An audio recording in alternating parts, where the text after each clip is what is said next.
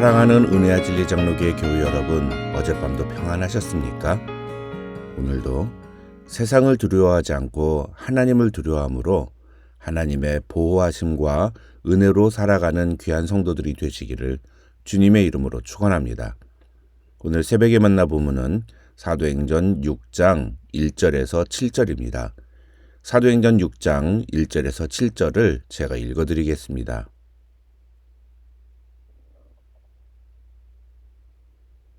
그때의 제자가 더 많아졌는데 헬라파 유대인들이 자기의 과부들이 매일의 구제에 빠짐으로 히브리파 사람을 원망하니 12사도가 모든 제자를 불러 이르되 우리가 하나님의 말씀을 제쳐놓고 접대를 일삼는 것이 마땅하지 아니하니 형제들아 너희 가운데서 성령과 지혜가 충만하여 칭찬받는 사람 7을 택하라.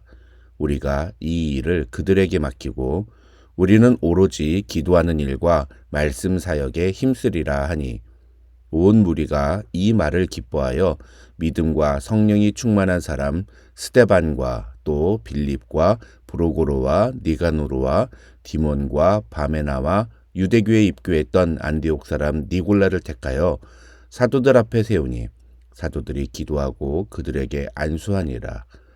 하나님의 말씀이 점점 왕성하여 예루살렘에 있는 제자의 수가 더 심히 많아지고 허다한 제사장의 무리도 이 도에 복종하니라.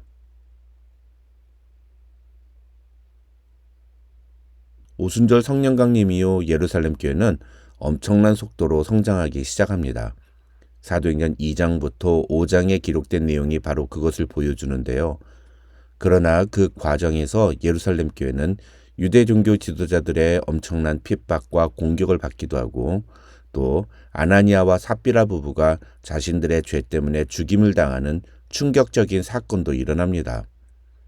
하지만 이런 상황 속에서도 사도들은 예수 그리스도를 가르치고 전도하는 일을 멈추지 않았고 그 결과 예루살렘 성 안에 점점 예수님을 믿는 사람들이 많아지기 시작합니다. 오늘 본문은 이러한 예루살렘 교회의 상황 속에서 벌어진 한 사건을 배경으로 시작합니다. 그것은 교인들끼리 서로 싸움이 일어난 것입니다. 1절을 보면 그때의 제자가 더 많아졌는데 헬라파 유대인들이 자기의 과부들이 매일의 구제에 빠짐으로 히브리파 사람을 원망하니 라는 말로 본문이 시작됩니다. 예루살렘 교회 성도들이 서로 원망하며 싸운 이유는 매일 진행되는 구제에서 특정한 대상이 제외됐기 때문이었습니다. 이 구제는 우리식으로 말하면 밥차와 같은 형식으로 진행됐는데 그 식사는 주로 과부들에게 제공되는 것이었습니다. 그런데 그렇게 매일 식사 배식을 받는 자리에 번번이 헬라파 과부, 그러니까 헬라 지역에서 온 과부들이 밥을 못 받는 일이 벌어진 겁니다. 왜냐하면 준비된 식사량에 비해서 사람들이 너무 많았기 때문입니다. 시간이 지날수록 점점 더 예수를 믿는 사람들은 많아졌고 그 중에는 과부들도 상당수 포함됐을 것입니다. 그러니 음식을 준비하는 양도 더 많아져야 했는데 아마도 재정이 그렇게 넉넉하지는 않았던 것 같습니다. 1절에 나오는 그때의 제자가 더 많아졌는데 라는 표현이 바로 그런 의미라고 학자들은 설명합니다. 교인들의 숫자는 급격하게 증가했지만 구제 사역을 감당할 실무자들은 아직 체계적으로 일을 할 수 있는 능력이 없다 보니 음식을 넉넉하게 준비하지 못했을 것이라는 겁니다. 이 구제 사역은 가난한 과부들을 위한 교회의 섬김의 사역이었습니다. 그런데 문제는 모든 사람들이 다 먹을 수 있는 양의 음식을 준비하지 않다 보니까 교회 안에서 갈등이 일어난 것입니다. 사역을 하는 것이 중요한 것이 아니라 어떤 사역을 하든지 제대로 사역하는 것이 중요함을 우리는 이 장면을 통해서 보게 됩니다. 어찌됐건 그래서 헬라파 과부들이 자꾸 구제에서 제외되니까 헬라파 유대인들이 이런 상황에 대해서 히브리파 사람들에게 불평을 표시합니다. 그러자 2절을 보면 12사도가 모든 제자들을 불러서 이 문제를 정리합니다. 그런데 저는 이 장면을 보면서 성숙한 교회, 건강한 교회는 바로 오늘 본문에 나오는 예루살렘 교회와 같은 모습이라는 생각이 들었습니다. 한 6가지로 그 내용을 정리할 수 있습니다. 첫째로 예루살렘 교회는 신앙과 삶이 일치한 교회였다는 것입니다. 5장 42절을 보면 그들은 날마다 성전에 있든지 집에 있든지 예수는 그리스도라고 가르치기와 전도하기를 그치지 아니하니라고 성경은 말합니다.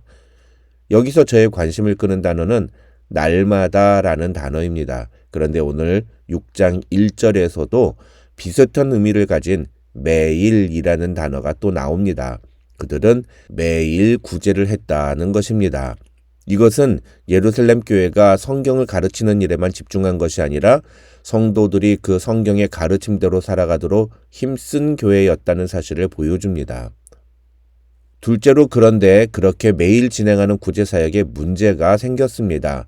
이 갈등은 자칫 잘못하면 교회에 큰 어려움을 가져올 수도 있는 일이었습니다. 그러나 예루살렘 교회는 이 갈등의 문제를 결국 해결을 해냅니다. 1절에는 예루살렘 교회의 상황을 보여주는 단어가 원망이라는 단어이지만 5절에서는 온 무리가 기뻐했다는 말로 바뀌는 것을 볼 수 있습니다. 이것이 예루살렘 교회가 성숙한 교회였다는 것을 보여주는 증거라는 것입니다. 사람들은 갈등이 없는 교회가 좋은 교회라고 생각합니다. 그러나 사실 갈등이 없는 교회는 없습니다. 부부 사이도 마찬가지입니다. 결혼해서 단 한 번도 안 싸웠다고 하는 사람들은 좀 이상한 사람들입니다. 원래 싸우는 게 정상입니다. 싸우는데 건강한 부부는 싸워도 금세 화해를 합니다. 금세 감정을 풉니다. 그게 건강한 부부입니다. 교회도 마찬가지입니다. 갈등이 없는 교회가 건강한 교회가 아니라 갈등을 지혜롭고 원만하게 해결할 줄 아는 능력을 가진 교회가 건강한 교회인 것입니다. 셋째로 갈등을 해결하는 과정에서 사도들은 문제의 원인을 다른 사람이 아니라 자기 자신에게서 찾습니다. 2절을 보시면 사도들은 모든 제자, 즉 성도들을 모아놓고 이렇게 말합니다. 우리가 하나님의 말씀을 제쳐놓고 접대를 일삼는 것이 마땅하지 아니하니. 유진 피터슨이 쓴 메시지 성경에서는 이 구절을 이렇게 번역했습니다. 우리가 하나님의 말씀을 전하고 가르치는 책임을 저버린 채 가난한 사람들을 돌보는 것은 옳지 않습니다. 이 말은 만약 자신들이 그렇게 가난한 자들을 구제하는 일에 시간과 체력을 빼앗긴다면 하나님의 말씀을 전하고 가르치는 일을 소홀히 할 수밖에 없을 것이라는 뜻입니다. 그래서 자신들은 어쩔 수 없었노라고 변명하는 게 아니라 현실을 정확하게 보자는 것입니다. 중요한 건 문제의 발단을 다른 사람이 아닌 자신들의 현실에서 찾으려고 했다는 것입니다. 이것이 성숙한 교회의 모습이라는 것입니다. 넷째로 예루살렘 교회의 성숙함은 갈등과 문제가 일어났을 때 그에 대한 책임을 추궁하는 것이 아니라 문제 해결을 위한 대안을 선택했다는 것입니다. 사도들은 지금 벌어진 일의 책임이 누구에게 있는지를 따지지 않았습니다. 히브리파 사람들에게 왜 헬라파 과부들을 구제해서 빼놓았냐고 책망하지 않았습니다. 그 대신 문제를 해결할 수 있는 대안을 내놓았습니다. 책임 추궁을 하는 것이 잘못된 일이라는 말이 아닙니다. 책임 추궁이 필요할 때는 반드시 그 책임을 엄히 물어야 합니다. 하지만 잘잘못을 따지는 것보다 먼저 해야 하는 것이 바로 그 문제를 해결하는 것입니다. 성숙한 교회뿐만 아니라 성숙한 사람들은 이 우선순위를 분명히 알고 있다는 것을 오늘 본문은 우리에게 보여줍니다. 만약 사도들이 헬라파 유대인들의 원망을 듣고 히브리파 유대인들을 질책했다면 어떻게 됐을까요? 분명히 히브리파 유대인들은 또 억울하다고 항변했을 것이고, 그러다 보면 작은 갈등이 교회 전체를 무너뜨리는 큰 문제로 확대됐을 것입니다. 다섯째로 예루살렘 교회가 성숙한 교회라는 증거는 그들이 뽑은 집사들의 면면에서 드러납니다. 6장 3절에서 사도들은 성령과 지혜가 충만하여 칭찬받는 사람을 택하라고 예루살렘 교회 성도들에게 말합니다. 그래서 5절을 보면 그들은 믿음과 성령이 충만한 사람 7명을 선택합니다. 여기서 믿음과 성령이 충만하여 많은 사람들에게 칭찬을 받았다는 것은 그들이 성숙한 믿음을 가진 사람들이었다는 것을 의미합니다. 성숙한 믿음을 가진 사람들을 리더로 세운 예루살렘 교회는 분명히 성숙한 교회라고 할 수 있습니다. 마지막 6번째로 이 7지사를 선출하는 과정에서 예루살렘 교회는 철저히 피해자 중심적으로 문제를 해결하는 모습을 볼 수 있습니다. 그것이 예루살렘 교회의 성숙한 모습인 것입니다. 오늘 본문에 나온 갈등의 피해자는 누구입니까? 헬라파 과부들입니다. 가해자는 누구라고 콕 집을 수 없지만 피해자는 분명히 헬라파 과부들이라고 성경은 말합니다. 그런데 그 문제를 해결하기 위해 선택한 7집사들이 누구입니까? 한글 성경에서는 잘 드러나지 않지만 이 7집사들은 모두 다 헬라파 유대인들이라고 학자들은 설명합니다. 예루살렘 교회에서 희생과 헌신의 모범을 보여준 대표적인 사람 그러면 누가 떠오르십니까? 바로 4장 36절에 나오는 바나바라고 불리는 요셉입니다. 그는 자신의 밭을 팔아서 가난한 자들을 위해 헌금을 할 정도로 희생적이고 헌신적인 사람이었습니다. 뿐만 아니라 그는 나중에 바울과 함께 전도 여행을 하면서 복음을 전한 사람이었습니다. 이 정도면 예루살렘 교회를 대표할 만한 사람이 아닙니까? 그런데 7집사를 선출하는데 이 바나바가 제외됩니다. 왜 그럴까요? 그는 히브리파 유대인이었기 때문입니다. 무슨 얘기냐면 헬라파 과부들이 매일의 구제에서 빠지는 것 때문에 헬라파 유대인들이 문제 제기를 하자 예루살렘 교회 성도들은 헬라파 유대인들에게 그 문제를 해결할 수 있는 권한을 주었다는 것입니다.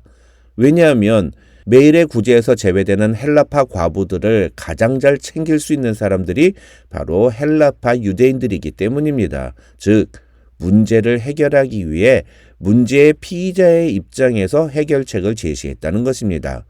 예루살렘 교회가 이 문제를 얼마나 진정성 있게 해결하려고 노력했는지를 보여주는 대목이라고 할 수 있습니다.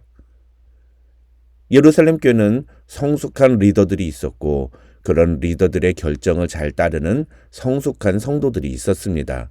그 결과 자칫 잘못하면 공동체에 큰 어려움이 될 수도 있었던 상황을 지혜롭게 해결했습니다. 성숙한 교회, 건강한 교회가 어떤 교회인지를 오늘 예루살렘 교회를 통해 우리는 분명히 확인할 수 있습니다. 우리 은혜아 진리 장로교회도 이런 교회가 되기를 주님의 이름으로 축원합니다. 그러기 위해 먼저 리더십들이 성숙한 신앙 인격을 갖추어야 하고 성도들 한 사람 한 사람이 성숙한 그리스도인이 되어야 합니다. 이 일을 위해 우리 모두 마음을 모으고 매일 주님을 온전히 닮기 위해 믿음의 경주를 다하는 저와 여러분이 되시기를 주님의 이름으로 축원합니다.